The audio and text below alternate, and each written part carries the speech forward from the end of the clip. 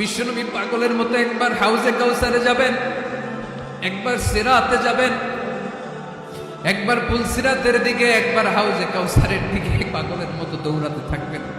তার কোন গুনাহগার উম্মত যাতে জাহান্নামে ঢুকে না যায়, সেদিন কেউ সুপারিশ করতে পারবে না বিশ্বনবী ছাড়া।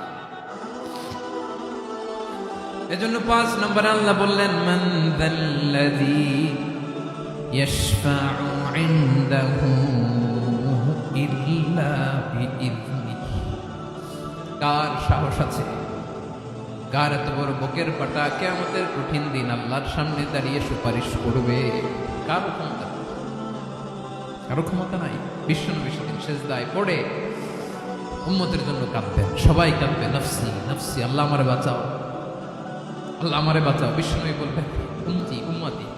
বিশ্বনবী আমার জন্য কাঁদবেন, আপনার জন্য কাঁদবেন, আমাদের জন্য সেদিন কেঁদে কেঁদে জাহান্নামের দরজায় দাঁড়িয়ে আমাদেরকে টেনে টেনে জান্নাতে ঢুকাবেন। এজন্য এই বিশ্বনবীর ভালোবাসা যেন আমাদের হৃদয়ে ভরপুর থাকে। আমার ভাইয়েরা, প্রতি শুক্রবার বিশ্বনবীর উপরে বেশি বেশি যেন আমরা দুরূদ পড়ি। আমরা যখন বিশ্বনবীর সালাম দেই, দুরূদ পড়ি, একদল স্পেশাল ফেরেশতা আছে যারা বিশ্বনবীর দুরূদটা নিয়ে সরাসরি বিশ্বনবীর রওজায় যায়, যে বলে অমুকের বেটা অমুক আপনারে সালাম দিয়েছে। বিশ্বনবী নিজ কবরের থেকে নিজেই সালামের উত্তর দেয়। বিশ্বনবীর ভালোবাসা যেন আমাদের হৃদয়ে থাকে, বিশ্বনবীর সুন্নাহ দিয়ে যেন আমাদের জীবনটাকে সাজাই করা যাবে ইনশাআল্লাহ।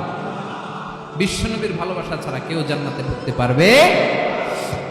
বিশ্বনবীর পক্ষে আমরা বলব, বিশ্বনবীর পক্ষে আমরা লিখব, বিশ্বনবীর জন্য আমরা আমাদের কলিজার রক্ত বিলিয়ে দিব, ঠিক কিনা বলেন?